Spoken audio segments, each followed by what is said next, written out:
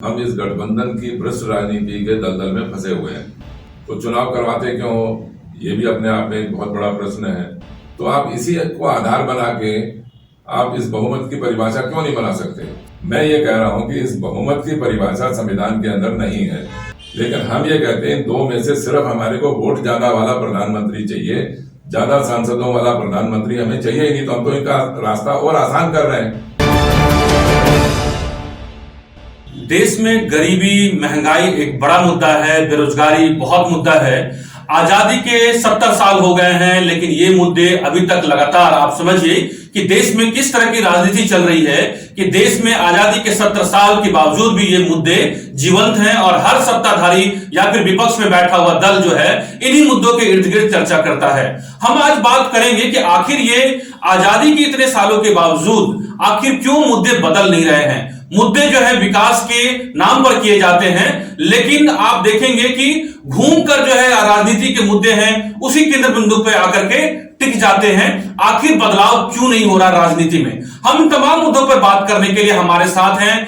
इन सारे मुद्दों पर बात करने के लिए हमारे साथ हैं सत्य मोहम्मद पार्टी के अध्यक्ष भाई सत्यदेव चौधरी जी हैं, और इनसे बात करेंगे कि आखिर देश की दशा और दिशा क्यों नहीं बदल रही है और आम आदमी आखिर अभी भी हाशिए पर क्यों खड़ा है। इन तमाम मुद्दों पर हम इनसे बात करेंगे, लेकिन उनसे पहले हम बात करें उससे पहले मैं आपको एक हैंडबिल दिखाना चाहता हूं। आप ये हैंडबिल देख रहे हैं, ये पर्ची देखिए जिसमें सत्य बहुमत पार्टी के एजेंडे लिखे हुए हैं। कुछ बात मैं आपको पढ़कर सुनाऊंगा, बाकी चर्चा जो है आप हमारे दाएं तरफ देख सकते हैं कि सत्यदेव जी बैठे हुए हैं। इनसे तमाम मुद्दों पर हम चर्चा करेंगे। इनके इस पूरे एक तरीके से समझिए कि ये इनका एक संविधान है और इन्होंने लिखा है सत्य बहुमत पार्टी गठबंधन मुक्त राजनीतिक विकल्प। ये बात करते हैं कि राजनीति आम आदमी को खास बनाती है। आखिर ऐसी क्या बात है कि इनकी पार्टी को इनसे जुड़ने के लिए ये अपील करते हैं लोगों से और कहते हैं कि देश में एकमात्र विकल्प जो है वो आगे भविष्य में जो अगर कोई पार्टी होगी तो वो सत्य बहुमत पार्टी है। तो सबसे पहले स्वागत है सत्यदेव जी आपका। नमस्कार, धन्यवाद आपका। ये बताइए कि मैं आपका ये हैंडबिल पढ़ रहा था और इसमें आपने लिखा है कि राजनीति आम आदमी को खास बनाती है, ऐसा क्या है? देखिए, हम जब भी एक राजनीतिक चर्चा करने की बात करते हैं तो तुरंत हम केवल एक व्यक्ति के ऊपर आधारित राजनीति की बात करने लग जाते हैं। हम या तो किसी नेता की, राजनेता की या राजनीतिक दल का व्यक्तिगत बात करने लग जाते हैं। हम राजनीति क्या चीज है, राजनीति विषय क्या है, राजनीति का विचार क्या होना चाहिए, इसके ऊपर हम चर्चा नहीं करते। और राजनीति आज के दिन क्या है? राजनीति आज के दिन एक गठबंधन की भ्रष्ट राजनीति के चारों तरफ घूम रही है। कोई भी पार्टी ले लीजिए, कोई भी राजनीतिक दल ले लीजिए, चाहे वो सत्ता में रह चुके हैं या सत्ता में रहने का दावा करते हैं, केवल और केवल गठबंधन की भ्रष्ट राजनीति की दबंगी और धन बली के आधार के ऊपर ही वो राजनीति करना चाहते हैं और सरकार के ऊपर कब्जा करना चाहते हैं। मतलब आप ये कह रहे हैं कि जो अभी राजनीति है ये गठबंधन के जरिए राजनीति हो रही है, कई सारे दलों का समूह है, यही वजह है कि जो है भारत में जो राजनीति गंदी है और भ्रष्टाचार है। बिल्कुल, मैं आपकी बात से 100% से भी अधिक सहमत होते हुए आजादी के आरंभ से ही, जब से हमने इस राजनीति को आरंभ किया तभी से हम इस गठबंधन की भ्रष्ट राजनीति के दलदल में फंसे हुए हैं। हमने कभी भी इस गठबंधन की राजनीति का विरोध नहीं किया और गठबंधन की भ्रष्ट राजनीति का विरोध नहीं करने का कारण ये है कि आपके किसी संविधान में या किसी कानून के अंदर कोई बहुमत की स्पष्ट परिभाषा ही नहीं है। हम ये जानते ही नहीं है कि हम बहुमत कहते किसको हैं। चुनाव करवा लेने के पश्चात भी हम बहुमत का निर्णय नहीं करते। हमारे मतदाता तो कोई निर्णय करते ही नहीं है इसका, बहुमत का। तो चुनाव करवाते क्यों हो, ये भी अपने आप में एक बहुत बड़ा प्रश्न है। चुनाव क्यों करवाते हो? चुनाव होने के बाद में तो तुरंत उसका बहुमत का निर्णय हो जाना चाहिए। ये गठबंधन की राजनीति क्यों होती है? या आपको अगर गठबंधन की राजनीति, भ्रष्ट राजनीति करनी है तो आप चुनाव से पहले भी गठबंधन की भ्रष्ट राजनीति करते हो और चुनाव होने के पश्चात भी गठबंधन की भ्रष्ट राजनीति के आधार के ऊपर ही सरकारें बनाते हो। तो जब चुनाव के पश्चात अगर आप गठबंधन की भ्रष्ट राजनीति करते हो तो कम से कम चुनाव से पहले तो ना करो। मतलब आप ये कह रहे हैं कि जिस भी पार्टी को सबसे ज्यादा कैंडिडेट जीत करके आए उनकी सरकार बन जानी चाहिए। ये नहीं कि 545 लोकसभा सीट है उसके बाद जो है एक तरीके से माने 50% प्लस 1 जो सीट के जुगाड़ में जो लोग लग जाते हैं, ये नहीं होना चाहिए, आप ये कह रहे हैं। हाँ, तो इसका एक बहुमत का हमें बताइए ना, बहुमत किसको बोलते हैं? आप ये स्पष्ट करें। कोई भी राजनीतिक पार्टी वाला करे, कोई भी नेता करे, किसी चुनाव की रैलियों में करे, हमें बताओ तो सही भाई बहुमत इसको बोलते हैं। आप एक उसका परंपरा के आधार के ऊपर आप बहुमत की बात मत करिए, आप स्पष्ट निर्णय लीजिए कि बहुमत इसको बोलते हैं। जैसे आपने एक सांसद का चुनाव करवाया, तो सांसद के चुनाव के अंदर जिसको सबसे ज्यादा वोट मिले वो जीत गया, 50% हो या 10% हो या 5% हो या कितने भी परसेंट हो। तो आप इसी को आधार बना के आप इस बहुमत की परिभाषा क्यों नहीं बना सकते?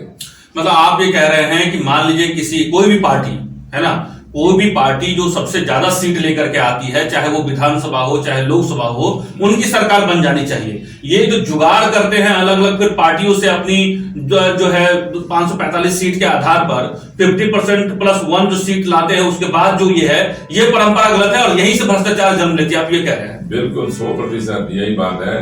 आपकी बात में और मेरी बात में अंतर यह है कि आप तो कह रहे हैं कि जिसको एक ही पार्टी को जिसको सबसे ज्यादा सांसद मिल जाए वो सरकार बनाए, लेकिन मैं ये कहता हूं कि नहीं हो सकता है कि जिसको सबसे ज्यादा सांसद मिले उनके पास वोट कम हो, और जिस पार्टी के पास में सांसद कम जीते उसके पास वोट उनसे ज्यादा हो सकते हैं। तो मेरा ये मानना है, सत्य बहुमत पार्टी का ये मानना है कि जिस पार्टी को सबसे ज्यादा वोट मिल जाए, भले वोट परसेंट की बात है, मैं परसेंटेज की बात नहीं करता। जैसे मैंने आपको अभी बताया कि सांसद के चुनाव में जिसको सबसे ज्यादा वोट मिल गए, चाहे कितना भी परसेंट वोट मिला उसको, वो जीत गया। तो आप उसी प्रकार जिस राजनीतिक दल को सबसे ज्यादा वोट मिल गए, परसेंटेज कितना भी होगा वो तो आप उसका कर लीजिए गुणा बात। मतलब आपकी बात अगर हम एक आम आदमी को समझाना चाहे कि मान लीजिए किसी लोकसभा सीट में किसी को 2 लाख किसी को मत मिले, किसी पार्टी को कैंडिडेट को, दूसरे लोकसभा सीट में किसी को 1 लाख मिला, अलग अलग सीट माने उनको मत मिले उस पार्टी के कैंडिडेट को। तो आप ये कह रहे हैं कि देश भर में उनके उस पार्टी के जितने भी कैंडिडेट को जितना वोट मिला है, लोगों के वोट हासिल हुए हैं, उन सबको जोड़ा जाए, ये कह रहे हैं। बिल्कुल बिल्कुल, प्रजातंत्र तो हम उसी को बोलते हैं। प्रजातंत्र इस गठबंधन की भ्रष्ट राजनीति को नहीं बोलते।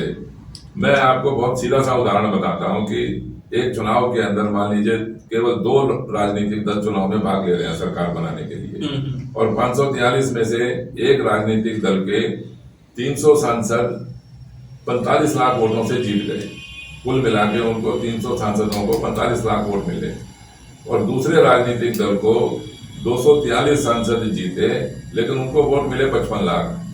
अब आप ही मेरे को समझा दें कि बहुमत किसका होना चाहिए प्रजातंत्र के अंदर। जिसके वोट ज्यादा हैं, भले उसके सांसद कम है, उसका बहुमत होना चाहिए, या जिसके सांसद ज्यादा है लेकिन वोट कम है उससे भी उसका बहुमत होना चाहिए। तो सत्य बहुमत पार्टी का सीधा स्पष्ट विचार ये है कि जिस पार्टी के पास सबसे ज्यादा वोट हो, भले सांसद कम हो या उससे ज्यादा हो, हम जिस सबसे ज्यादा वोट वाले के मतदाताओं के बहुमत को बहुमत मानेंगे। अच्छा, माने आप ये कह रहे हैं कि जिनको सबसे ज्यादा वोट मिला वो सांसद बन जाए, वो जीत करके पार्लियामेंट में बैठे, कोई दिक्कत नहीं है, लेकिन प्रधानमंत्री वो बनेगा जिसकी पार्टी को सबसे ज्यादा मत मिला हो, सबसे ज्यादा वोट मिले हों, उनको सारे उनके जीते हुए कैंडिडेट के मत को जोड़ दिया जाए, और जिनको ज्यादा मत मिले हो देशवासियों से उनका पीएम बने, आप ये कह रहे हैं। हाँ, तो इस विचार के अंदर या इस बहुमत के अंदर आपको आपत्ति क्या है? इसके ऊपर चर्चा करिए, इसमें क्या दोष है? मैंने सत्य बहुमत ये कह रही है कि सबसे ज्यादा सीट लेकर के जो एमपी बनते हैं वो बैठे पार्लियामेंट में, और जिन पार्टियों सारे पार्टियों के जीते हुए जो कैंडिडेट हैं उनके वोट को जोड़ा जाए, और जिनको सबसे ज्यादा वोट मिलते हैं। नहीं, मैं तो ये कह रहा हूं कि मान लो एक पार्टी के कितने भी सांसद जीते और उसके कुछ सांसद नहीं भी जीते, तो जो नहीं जीते उनके वोट भी आप उस पार्टी के अंदर उसमें जमा करिए। अच्छा, हारे हुए सांसदों के भी, हारे हुए उम्मीदवारों के भी वोट हम गिनेंगे। हम तो इस पार्टी के वोट देख रहे हैं ना, उस राजनीतिक दल को कितने वोट मिले, चाहे उसके हार गए उम्मीदवार तो भी हम उसके वोट गिनेंगे। एक उम्मीदवार तो हारा ना, लेकिन मतदाता तो नहीं हारा, किसी पार्टी को वोट दिया उन्होंने। देखिए, मतदाता ने तो वोट जीतने के लिए ही दिया ना। मतदाता तो किसी स्थिति के अंदर भी हारता ही नहीं है। अगर उसने वोट दे दिया, चाहे किसी भी दल को दिया या किसी भी उम्मीदवार को दिया, तो मतदाता तो हर स्थिति के अंदर जीतता ही जीतता है, क्योंकि उसने एक ऐसे प्रजातंत्र के अंदर, आप एक ऐसी चुनावी व्यवस्था में विश्वास रखते हुए आपको मतदान में भागीदार बनाओ। आप तो ऐसी बात कर रहे हैं जो अभी तक पूरे इस लोकतंत्र में कभी हुआ ही नहीं, हिंदुस्तान की राजनीति में। आप ये कह रहे हैं कि अगर हम बात करें, हम अभी लोकसभा चुनाव के एग्जाम्पल के तौर पे आप ये कह रहे हैं कि मान लीजिए कि जैसे लोकसभा क्षेत्र, कोई भी लोकसभा क्षेत्र है, नई दिल्ली लोकसभा क्षेत्र है, हम यहाँ पे जो पार्टी, जिस भी पार्टी को सबसे ज्यादा वोट मिला वो सांसद बन जाते हैं, जीत जाते हैं, एमपी चुने जाते हैं। और आप ये कह रहे हैं कि जितनी भी पार्टियां लड़ती हैं और उनको जितने वोट मिले, चाहे वो जीते वो चाहे हारे, उससे कोई मतलब नहीं है। सारे उनके जीते या हारे हुए कैंडिडेट हैं, सभी पार्टियां अपने अपने कैंडिडेट के वोट मिला ले और उनके बाद जिसमें सबसे ज्यादा जिनको वोट मिलते हैं उनका प्रधानमंत्री चुना जाए, चाहे उनको सांसद भले ही कम क्यों ना हो। उनको हम बहुमत उसी का मानेंगे जिसके पास सबसे ज्यादा मतदाता है। तो ये एक सच्चा प्रजातंत्र है या नहीं है?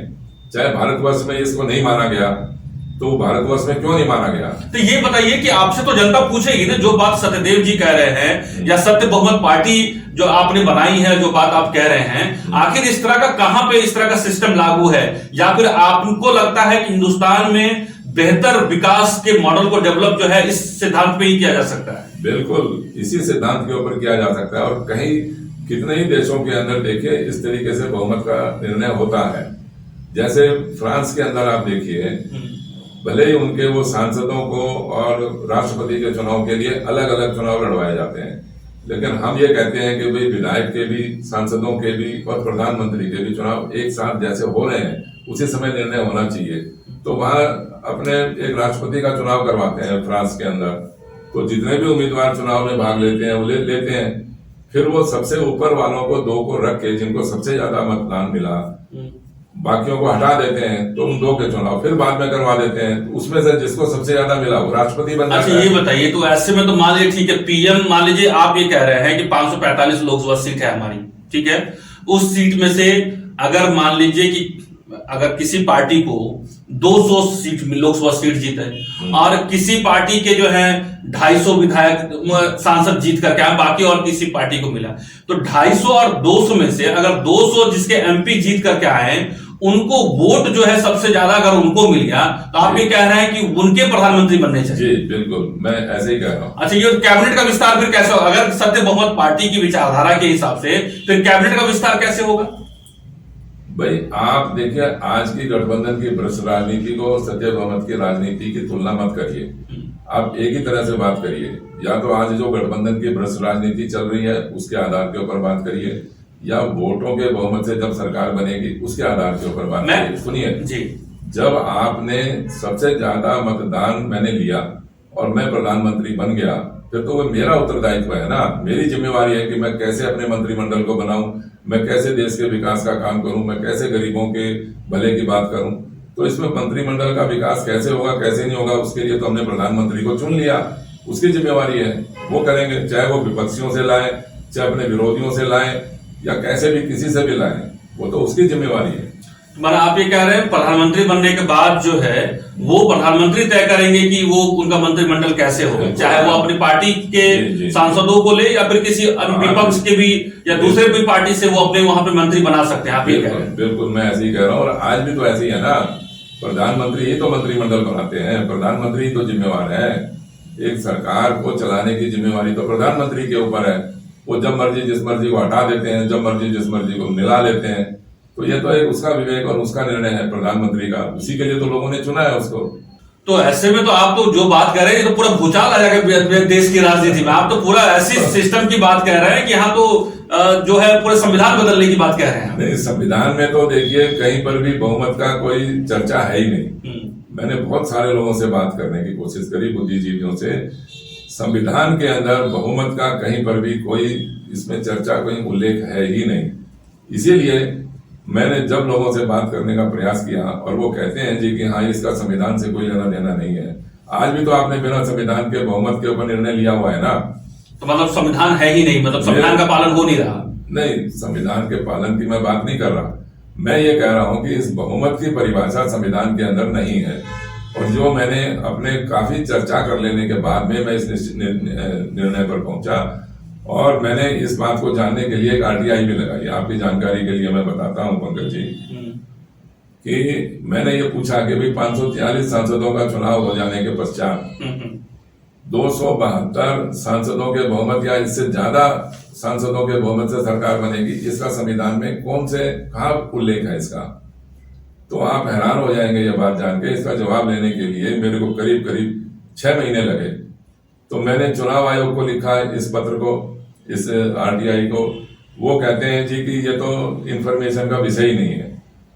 मतलब ये कि जो चाहे वो राज्य हो चाहे वो केंद्र हो, माने लोग की बात करते हैं हम लोग, तो वहां पर संविधान में यही आप ये जो बड़ी बात ये कह रहे हैं कि कहीं भी इस तरह का लिखा हुआ नहीं है कि मतलब कि जितनी भी जीते हुए कैंडिडेट होते हैं उनमें से 50% प्लस 1 के हिसाब से जो है सरकार बनेगी, ये कहीं भी लिखा हुआ नहीं है।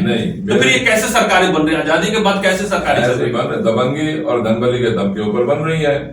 आप चुनाव ना लड़िए, फिर भी आप सरकार बना लें। ऐसे हम तो कई बार देखते ही हैं इस तरीके से कि चुनाव लड़ा किसी और पार्टी ने, किसी उम्मीदवार ने चुनाव लड़ा ही नहीं या वो हार गया, उसको जब मर्जी प्रधानमंत्री बना दो। आप जब मर्जी जिस मर्जी को प्रधानमंत्री हटा दो, जिस मर्जी को बना दो प्रधानमंत्री। ये तो आज भी ऐसे ही चल रहा है। या मुख्यमंत्री भी ऐसे ही चल रहे हैं। चुनाव हो जाने के बाद में महीनों महीनों तक मुख्यमंत्री का निर्णय नहीं होता। आज भी ऐसा हो रहा है कि नहीं हो रहा है? नहीं, तो आप जो है सत्य बहुमत पार्टी का जो आप विकल्प देने की बात कह रहे हैं, आप कहते हैं आपका टैगलाइन है गठबंधन मुक्त राजनीतिक विकल्प। आप ये देख सकते हैं यहाँ लिखा हुआ है इनका कि गठबंधन मुक्त राजनीतिक विकल्प, बड़े बड़े शब्दों में इन्होंने लिखा हुआ है।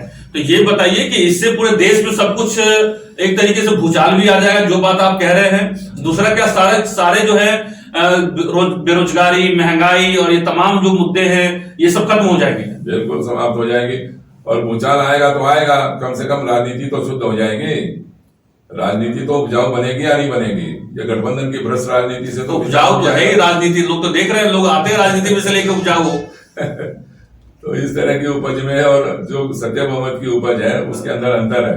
अच्छा, ये बताइए कि जब आप लोगों के बीच में जाते हैं, आप ये बात कहते हैं, लोग कैसे रिएक्ट कैसे करते हैं? मतलब क्या कहते हैं कि मने क्या कह रहे हैं आप? देखिए, एक भी व्यक्ति, मैंने जितने भी आप जैसे बुद्धिजीवियों से भी, पत्रकारों से बात करी, किसी व्यक्ति ने भी इसका विरोध नहीं किया, किसी ने भी। जब इसका विरोध नहीं किया तो आप इसके ऊपर चर्चा करिए, और अगर इसमें कोई सुझाव है आपका, कोई गलती है इसके अंदर, कोई त्रुटि है भी, तो आप इसमें संशोधन करिए। तो आप देश में एक नए बदलाव की आप मुहिम आपने शुरू की है, और आप कहते हैं कि देश को में बदलाव चाहिए। जो राजनीति जो हो रही है, ये BJP, Congress, RJD, Samajwadi party, ये सब जो है वो एक तरीके से बिकाऊ राजनीति कर रहे हैं। मैं तो देखिए व्यक्तिगत नाम नहीं लेता, लेकिन जिस राजनीति के अंदर चुनाव से पहले मतदाता को खरीद लो और चुनाव हो जाने के पश्चात विधायक या सांसद को खरीद लो, उसको त्याग पत्र दिलवा दो, तो फिर चुनाव करवाते क्यों हो?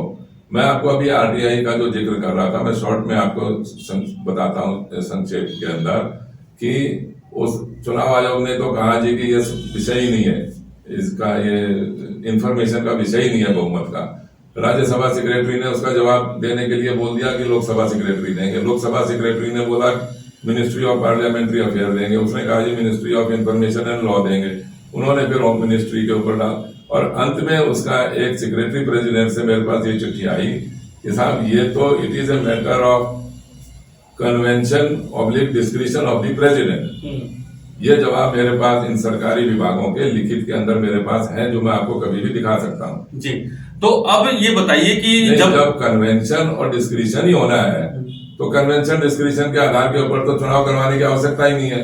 जिस मर्जी को प्रधानमंत्री बना दो आप, फिर तो ये चुनाव का भी ये प्रपंच क्यों रचाया जाता है? अच्छा, ये बताइए मोदी जी आपके हिसाब से बहुमत के आधार पर प्रधानमंत्री है? मैं देखिए, मैं व्यक्तिगत, मैंने आपको बोला सत्य बहुमत की राजनीति कोई व्यक्तिगत आधारित राजनीति है ही नहीं। अगर ये इनके पास आज के दिन ये कहने को ये मिल रहा है, जानने को मिलता है कि इनके सांसद भी ज्यादा है और इनके वोट भी ज्यादा है, मैंने मान लिया इस बात को, लेकिन हम ये कहते हैं दो में से सिर्फ हमारे को वोट ज्यादा वाला प्रधानमंत्री चाहिए, ज्यादा सांसदों वाला प्रधानमंत्री हमें चाहिए ही नहीं, तो हम तो इनका रास्ता और आसान कर रहे हैं। मतलब सांसद भी ज्यादा वोट लेकर के बनते हैं, एमपी जीत करके आते हैं, किसी भी पार्टी के हो। उसी तरीके से प्रधानमंत्री, आप सीधा सीधा ये कह रहे हैं कि जिस भी पार्टी के को जो सबसे ज्यादा वोट मिले उनके प्रधानमंत्री, सिंपल फॉर्मूला। भले ही उसके सांसद हार गए तो हार गए, मतदाताओं ने तो उनको ज्यादा समर्थन दिया है ना, देश के लोगों ने ज्यादा देश के लोगों ने। तो मतदाताओं की भूमिका, प्रभाव और महत्व तो होना चाहिए चुनाव के अंदर, जो आज के दिन नहीं है। मतलब जैसे मोदी जी की पार्टी बीजेपी 300 से ज्यादा सीट लेकर के आई है और सबसे ज्यादा उनको वोट मिले हैं, जो आंकड़े बताते हैं, उनके हिसाब से आपके गठबंधन मुक्त राजनीति और सत्य बहुमत के पार्टी के हिसाब से ऐसा ही होना चाहिए। बिल्कुल ऐसा ही होना चाहिए। फिर वो दूसरी पार्टियों के समर्थन में क्यों है? मैं आपको एक बहुत सीधा सा उदाहरण देता हूँ, कर्नाटक राज्य के चुनाव का, जो अभी भी चल रही है जो सरकार, उसमें 36% वोट मिले, आप जिनका नाम ले रहे हो उनका, और उनके विधायक थे या हैं अभी भी शायद 104, और दूसरी पार्टी के कांग्रेस को वोट मिले हुए हैं 38%, 38%, और उनके विधायक हैं 76।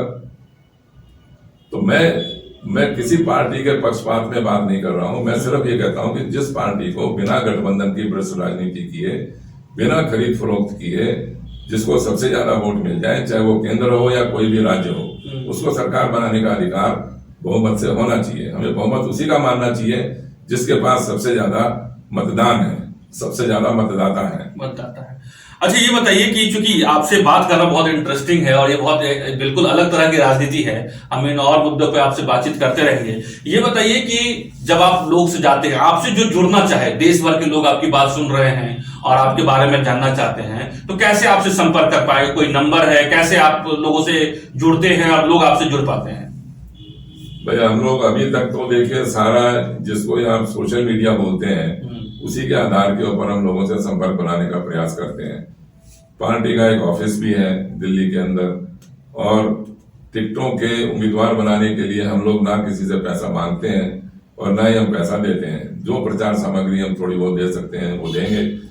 ये जाना तो देखिए लोगों के समझने और समझाने का विषय है।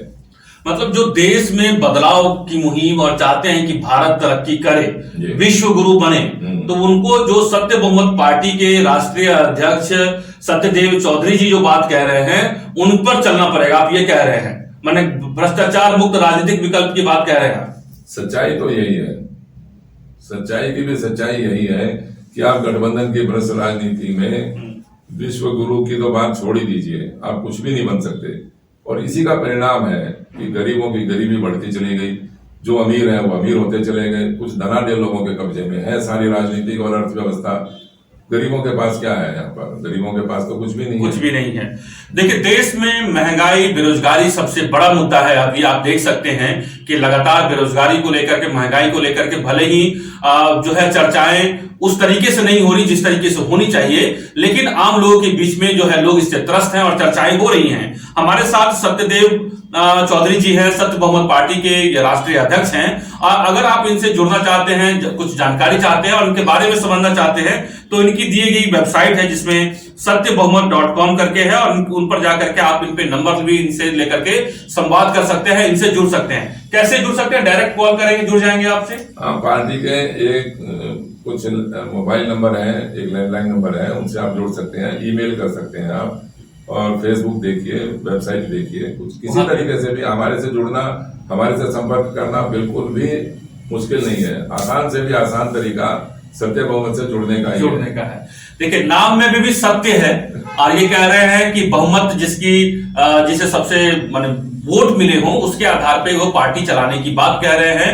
और देश को विश्व गुरु तभी बन सकते हैं जब ये कह रहे हैं, ये दावा कर रहे हैं कि विश्व गुरु ऐसे नहीं बनेगा जैसे अभी की राजनीति चल रही है, चाहे वो कोई भी पार्टी हो। देश विश्व गुरु तब बनेगा, और देश में भ्रष्टाचार मुक्त और आपको रोजगार और महंगाई की बात जो हो रही है, ये तमाम मुद्दे तभी उसका एक विकल्प ये है कि जब आप सत्य बहुमत पार्टी की विचारधारा से आप जुड़े। चाहे आप सत्य बहुमत पार्टी को सपोर्ट करें या फिर जो है जो भी पार्टी जो है, अगर मान लीजिए आपकी इस विचारधारा को कोई दूसरी पार्टी अगर आप मान लेती है, बदलाव करती है, तो आप उनका समर्थन करेंगे? बिल्कुल, 100% से भी ज्यादा हम उसका समर्थन करेंगे, और हम उसके प्रतिस्पर्धा करना चाहेंगे कि भाई वो ऐसी राजनीति का निर्माण का विचार उन्होंने पहले क्यों नहीं किया, जो इतना बड़ा अपने आप को बोलते हैं जी कि हमने आजादी दिलवाई, हमने ये ऐसा कर दिया, हमने इतना बड़ा विकास कर दिया, तो खाली विज्ञापनों के ऊपर या होर्डिंग लगाने से विज्ञापन लगाने से ही विकास होता है क्या? उन राजनीतिक दलों की ये जिम्मेवारी थी। जब आपने आजादी दिलवाई तो आजादी दिलवाने के बाद में बहुमत का फैसला कौन करेगा जी? जो आज तक ना तो उन्होंने किया जिन्होंने आजादी दिलवाई का ढोंग पीटते हैं, और जो उसके बाद में भी जिन लोगों ने भी सत्ता में रहे उन्होंने भी इसने बहुमत का निर्णय नहीं लिया, आज वाले भी नहीं ले रहे। बहुमत पार्टी के राष्ट्रीय अध्यक्ष सदैव चौधरी जी, और जो इन्होंने बात की है वो बहुत ही शोचनीय है। एक बार जितने भी देश के जो युवा हैं या चिंतक हैं उनको इस बात पर गौर करना चाहिए, और जो बात ये कह रहे हैं उस बात में कितना दम है, देश में ये कितना परिवर्तन ला सकता है, ये देश की जनता को तय करना है। बाकी अगर आप इनसे जुड़ना चाहते हैं तो आप इनके तमाम दिए गए सोशल मीडिया पर प्लेटफॉर्म से नंबर है, आप इनसे जुड़ सकते हैं। हम इनसे लगातार और भी तमाम तरह के सवाल पूछते रहेंगे और जानेंगे कि आखिर देश में एकमात्र विकल्प कैसे है और क्या बिना गठबंधन के यहां पे सरकारें बन सकती है। और एक बहुत बड़ी सवाल इन्होंने कही कि जो भी देश में चाहे वो केंद्र हो चाहे राज्य में जो अभी तक सरकारें बनती रही हैं वो संविधान के अनुरूप नहीं बनती रही है, क्योंकि संविधान में कहीं भी ये चर्चा नहीं है कि बहुमत का आंकड़ा जो है वो 50% +1 जिसको सीट ज्यादा मिलेगी वही सरकार बना सकता है। ऐसी कहीं भी लिखित में व्याख्या नहीं है। इस पे पूरी चर्चा करने की जरूरत है। हम लगातार चर्चा करते रहेंगे और हम और भी बात इनसे करेंगे। आप सभी देख रहे हैं द इंडिया प्लस न्यूज। अगर आपको ये कार्यक्रम अच्छा लगा तो जरूर आप इस वीडियो को शेयर कीजिए और आप हमसे जुड़ सकते हैं।